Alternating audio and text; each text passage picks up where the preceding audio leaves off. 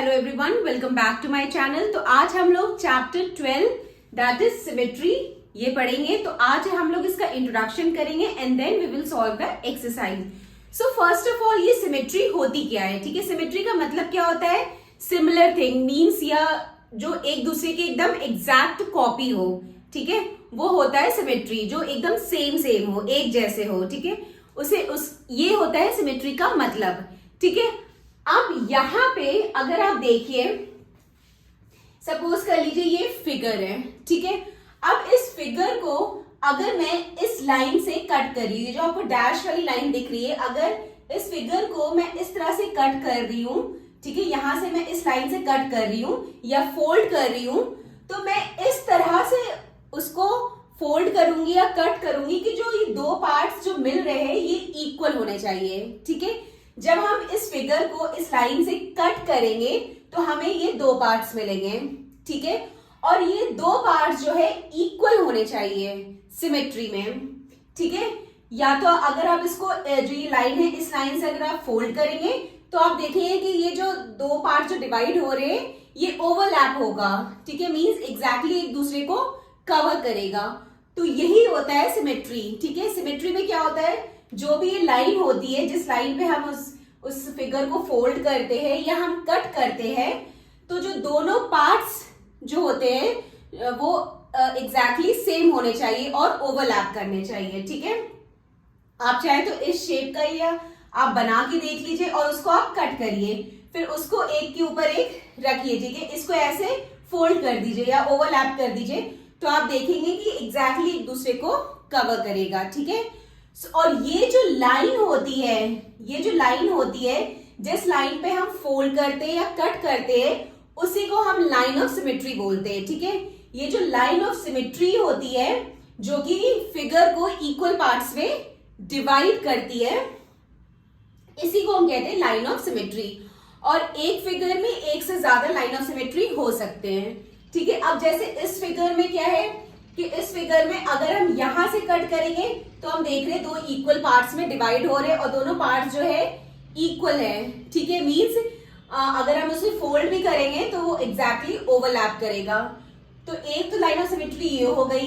फिर अगर हम यहां से अगर हम देखेंगे अगर हम यहां से कट करेंगे तो हम उसके बाद जो दो फिगर आपको मिलेगा डिवाइड करने पे, अगर आप उसको मतलब ओवरलैप करेंगे तो वो नहीं होगा, मतलब एग्जैक्टली सेम नहीं होगा। सिर्फ हम यहीं से कट करेंगे तो ही जो है ये फिगर जो है दो इक्वल पार्ट्स में डिवाइड होंगे। ठीक है, तो यहाँ पे लाइन ऑफ सिमेट्री एक ही हुई। अब यहाँ पे देखिए, यहाँ पे ये जो हमारा एरो है, ठीक है, यहाँ पे अगर हम इस एरो को यहां से हम कट करेंगे तभी जो है ये दो इक्वल पार्ट्स में डिवाइड होगा। ठीक है, अगर हम इस फिगर को इस लाइन से अगर हम फोल्ड करके देखेंगे तो हम देखेंगे कि दोनों जो पार्ट्स है वो एग्जैक्टली एक दूसरे को कवर कर रहे हैं, ओवरलैप कर रहे हैं। ठीक है, सो यही होता है सिमेट्री। ठीक है, जिसमें क्या होता है, जो लाइन जिस लाइन पे हम फोल्ड करते हैं या कट करते हैं तो जो पार्ट्स जो डिवाइड होते हैं वो दोनों पार्ट्स सेम होने चाहिए। ठीक है, तो लाइन ऑफ सिमेट्री जो होता है वो किसी भी फिगर को इक्वल पार्ट्स में डिवाइड करता है। Now the next topic is line of symmetry for regular polygon. अब रेगुलर पॉलीगन के केस में लाइन ऑफ सिमेट्री क्या होता है वो आपको बताते हैं। ठीक है, रेगुलर पॉलीगन क्या होता है? रेगुलर पॉलीगन वो होता है जिसके सारे साइड्स इक्वल होते हैं एंड सारे एंगल्स इक्वल होते हैं। ठीक है, जैसे कि आप देख सकते हैं ये इक्विलेटरल ट्राइंगल है। ठीक है, ये इक्विलेटरल ट्राइंगल है, इसके सारे साइड्स जो है इक्वल होते हैं और सारे एंगल्स जो है वो भी इक्वल होते हैं। ठीक है, इसी तरह स्क्वायर जो है ये भी एक रेगुलर पॉलीगन है जिसके सारे साइड जो है इक्वल होते हैं और सारे एंगल्स इक्वल होते हैं। ठीक है, सो रेगुलर पॉलीगन के केस में जो हम लाइन ऑफ सिमेट्री निकालते हैं वो हम कैसे निकालते हैं, वो हम साइड्स देख के ही बता सकते हैं। ठीक है, रेगुलर पॉलीगन के केस में जितने साइड्स होंगे उतनी लाइन ऑफ सिमेट्री होगी। ठीक है, जैसे ये इक्विलेटरल ट्राइंगल है, इसमें 3 साइड्स है तो 3 लाइन ऑफ सिमेट्री होगी।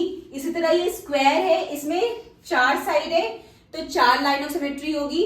सो रेगुलर पॉलीगन के केस में जितनी साइड्स होगी उतनी लाइन ऑफ सिमेट्री होगी। ठीक है, सो आप तो अगर रेगुलर पॉलीगन है तो आप तो इजीली देख के भी बता सकते हैं कि जितनी साइड्स है उतनी लाइन ऑफ सिमेट्री है। ठीक है। अब जैसे ये इक्विलैटरल ट्राइंगल है, ठीक है, इसमें कौन कौन सी लाइन ऑफ सिमेट्री है, तो देखिए एक तो है, एक ये है, ठीक है।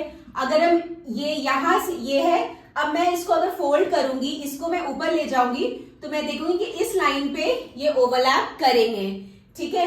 अब फिर मैं अगर यहां से इसको फोल्ड कर रही हूं, अब मैं इस पॉइंट से इसको फोल्ड कर रही हूं तो भी मैं देखूंगी कि ये ओवरलैप करेंगे। अब मैं यहां से फोल्ड करूंगी, ठीक है, अब मैं यहां से मैं कट कर रही हूं तो जब मैं इसको ऐसे फोल्ड करूंगी तो भी मैं देखूंगी कि जो दो फिगर जो आपस में डिवाइड हुए वो इक्वल है, ठीक है। सो इक्विलैटरल के केस में कितनी लाइन ऑफ सिमेट्री हो गई, 3 हो गई, 3 साइड्स थे और 3 लाइन ऑफ सिमेट्री हो गई। इसी तरह स्क्वायर के केस में देखते हैं, स्क्वायर के केस में क्योंकि ये रेगुलर पॉलीगन है तो इसमें भी, इसमें कितनी होंगी, 4 साइड है तो मींस 4 लाइन ऑफ सिमेट्री होगी, ठीक है। फिर भी हम बना के मैं आपको दिखाती हूँ। देखिए अगर हम स्क्वायर को, ये जो लाइन है इस लाइन से अगर हम फोल्ड करेंगे, ठीक है, अगर मैं इस लाइन से इसको फोल्ड करूंगी तो ये दोनों जो पार्ट्स जो डिवाइड हुए ये ओवरलैप करेंगे, ठीक है। अब अगर मैंने इस यहां से कर दिया, अब मैं ये नीचे वाला ऊपर ले जाऊंगी तो भी जो है ये ओवरलैप करेंगे, ठीक है। या फिर अगर मैं डायगनली करूंगी, एक यहां पे और यहां पे, अगर मैं डायगनली करूंगी, ठीक है, अगर ये ऐसे है, अब मैं इसको फोल्ड करूंगी ऐसे तो भी ओवरलैप करेंगे, ठीक है। या और ये वाला जो है इसको भी मैं, जब ये लाइन ऑफ सिमेट्री इसको भी मैं ऐसे जब फोल्ड करूंगी तो भी ये ओवरलैप करेंगे, ठीक है। सो रेगुलर पॉलीगन के केस में जितनी साइड्स होगी उतनी लाइन ऑफ सिमेट्री होगी। इसी तरह पेंटागन है, पेंटागन में कितने होते हैं, 5 इक्वल साइड्स होते हैं तो 5 लाइन ऑफ सिमेट्री होगी। इसी तरह हेक्सागन में 6 साइड्स इक्वल होते हैं तो 6 लाइन ऑफ सिमेट्री होगी, ठीक है। सो इस तरह से हम रेगुलर पॉलीगन का लाइन ऑफ सिमेट्री देखते हैं। Now the next topic and very important topic, that is rotational symmetry. Next topic is rotational symmetry and this is very important topic, ठीक है। रोटेशनल सिमेट्री में क्या होता है कि अगर हम किसी भी ऑब्जेक्ट को या फिगर को अगर हम रोटेट कर रहे हैं, ठीक है, कहां तक, 360 डिग्री तक, अगर किसी भी ऑब्जेक्ट या फिगर को हम रोटेट कर रहे हैं 360 डिग्री तक, तो कितनी बार जो है वो हमारा ऑब्जेक्ट सेम वही लगा है जैसे पहले था, ठीक है, मतलब कितनी बार वो ऑब्जेक्ट जो है अपने ओरिजिनल शेप में दिखा है, तो इसी को कहते हैं हम रोटेशनल सिमेट्री, ठीक है। सपोज कर लीजिए कि मैं एक रेक्टेंगल ले रही हूं, ठीक है, मैंने एक रेक्टेंगल लिया है, ठीक है। अब मैं इस रेक्टेंगल को रोटेट करूंगी, ठीक है, at 90 degree, 180 degree and 270 degree, then उसके बाद 360 डिग्री, ठीक है। जब मैं रोटेट करूंगी तो मैं देखूंगी कितनी बार जो है ये ऑब्जेक्ट सेम लगा है, ठीक है। तो देखिए अभी तो ये रेक्टेंगल की ओरिजिनल पोजीशन है, ठीक है। अब मैं इसको जब 90 डिग्री रोटेट करूंगी तो ये कैसे हो जाएगा, ऐसे हो जाएगा, ठीक है। ये रेक्टेंगल हमारा ऐसे हो जाएगा 90 डिग्री पे, ठीक है। देन उसके बाद जब मैं 180 डिग्री इसको रोटेट करूंगी तो ये ऐसे हो जाएगा 180 डिग्री पे, ठीक है। अब फिर मैं उसको जब 270 डिग्री पे रोटेट करूंगी इस रेक्टेंगल को तो ये ऐसे हो जाएगा, ठीक है। पहले हमारा जो रेक्टेंगल था वो ऐसे था, ठीक है। जब हमने उसे रोटेट किया 90 डिग्री पे तो ऐसे आ गया, फिर जब हमने उसे रोटेट किया 180 डिग्री पे तो ये ऐसे हो गया, फिर जब हमने उसे रोटेट किया 270 डिग्री पे तो ये ऐसे हो गया, देन फिर हमने 360 डिग्री पे रोटेट किया तो ये ऐसे हो गया, ठीक है। तो हमारा जो ओरिजिनल शेप था ये, ठीक है। अब ये शेप कितनी बार आया, एक तो हमें 360 पे मिला और एक हमें 180 पे मिला, ठीक है। यहाँ पे तो ये दूसरे पोजीशन में है, ठीक है। हमारा जो ओरिजिनल पोजीशन है वो यही है, ठीक है। तो हमारा जो ये वाला पोजीशन है ये एक तो 180 डिग्री पे मिला, एक 360 डिग्री पे मिला, ठीक है। तो हमें एक ये मिला और एक ये मिला, तो इसका मतलब कि इसका, इस फिगर का जो ऑर्डर ऑफ सिमेट्री है वो 2 है, ठीक है।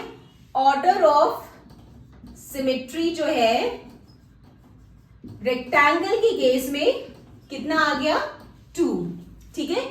सो रोटेशन सिमेट्री में हम यही करते हैं कि कोई भी फिगर है या ऑब्जेक्ट है उसको हम रोटेट करते हैं पूरा 360 डिग्री तक, और जब हम रोटेट करते हैं तो हम देखते हैं कि कितनी बार हमें वो ऑब्जेक्ट जो है सेम मिला, मतलब सेम वही ओरिजिनल पोजीशन पे मिला, ठीक है। तो हम पहले 90 डिग्री रोटेट करते हैं, फिर 180 डिग्री रोटेट करते हैं, फिर 270 डिग्री करते हैं, देन 360 रोटेट करते हैं, ठीक है। 360 एक तरह से पूरा एक कंप्लीट रोटेशन हो। तो इस केस में, रेक्टेंगल के केस में ऑर्डर ऑफ सिमेट्री कितने हो गया, 2, ठीक है।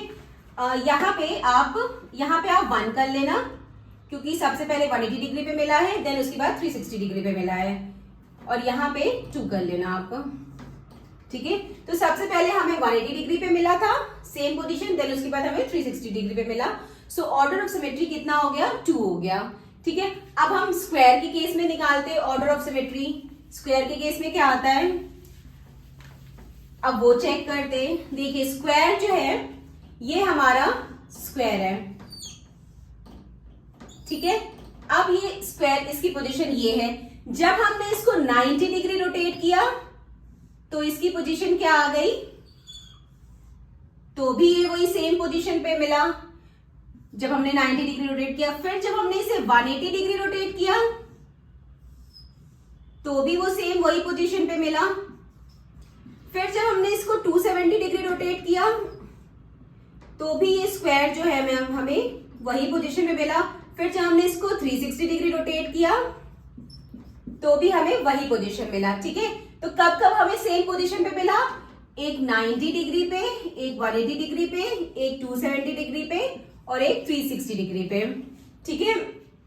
सो आई थिंक आप लोग समझ गए हो कि रोटेशन सिमेट्री में हम करते क्या है। रोटेशन सिमेट्री में हम कोई भी जो हमारा ऑब्जेक्ट होता है या फिगर होता है उसको हम रोटेट करते हैं पूरा 360 डिग्री तक, ठीक है। और उस 360 डिग्री में कितनी बार वो ऑब्जेक्ट सेम लगा है वो हम देखते हैं, ठीक है। तो जितनी बार वो सेम लगा है उतना उसका ऑर्डर हो जाएगा, ठीक है। तो अब देखिए यहाँ पे, जैसे यहाँ पे 1 2 3 4 टाइम्स ये सेम लगा है। सो इसका ऑर्डर ऑफ सिमेट्री क्या हो गया, स्क्वायर के केस में 4। ऑर्डर ऑफ सिमेट्री स्क्वायर के केस में 4 लगा है, ठीक है। एक 90 डिग्री पे, 180 डिग्री पे, एक 270 डिग्री पे, 360 डिग्री पे, ठीक है। मींस हम किसी भी एंगल पे रोटेट कर रहे हैं, इसकी सिमेट्री मतलब ये सेम वही पोजीशन पे लग रहा है। सो इसका ऑर्डर ऑफ सिमेट्री इसलिए 4 आ गया। Now the next topic is angle of rotation. क्या होता है, ठीक है। एंगल ऑफ रोटेशन हमारा जो होता है, ये जैसे जिस एंगल पे हम रोटेट करते हैं, मींस 90 डिग्री, 180 डिग्री, 270 डिग्री, सो ये सारे जो है ये हमारे एंगल ऑफ रोटेशन है। जिस एंगल पे हम लोग रोटेट करते हैं वही एंगल ऑफ रोटेशन होता है, ठीक है। मींस पहले हमने 90 डिग्री पे रोटेट किया, फिर 180 डिग्री पे रोटेट किया, फिर 270 डिग्री पे रोटेट किया, फिर 360 डिग्री पे रोटेट किया, ठीक है। सो यही हमारा एंगल ऑफ रोटेशन होता है, मींस जिस एंगल पे हम रोटेट करते हैं। सो हमारा एंगल ऑफ रोटेशन हमें पता चल गया, ठीक है। एंगल ऑफ रोटेशन क्या है। नाउ सेंटर ऑफ रोटेशन, ठीक है। सेंटर ऑफ रोटेशन क्या होता है, मींस जिस पॉइंट से, जिस सेंटर पे हम फिगर को रोटेट कर रहे हैं वही सेंटर ऑफ रोटेशन होता है, ठीक है। जैसे स्क्वायर में, स्क्वायर का जो सेंटर है, ठीक है, स्क्वायर का जो सेंटर है इस पॉइंट से ही हम जो है रोटेट कर रहे हैं 90 डिग्री, 180 डिग्री, 270 डिग्री, 360 डिग्री। सो यही सेंटर ऑफ रोटेशन है, ठीक है। मींस जिस पॉइंट से हम रोटेट कर रहे हैं स्क्वायर को 90 डिग्री, 180 डिग्री, 270 डिग्री, 360 डिग्री, सो यही सेंटर ऑफ रोटेशन है, ठीक है। और एंगल ऑफ रोटेशन आपको मैंने बता दिया। Okay, so this completed our introduction part, and if you have any doubts and any queries, then please mention in the comment section, and please like, share and subscribe my channel. Bye bye, take care.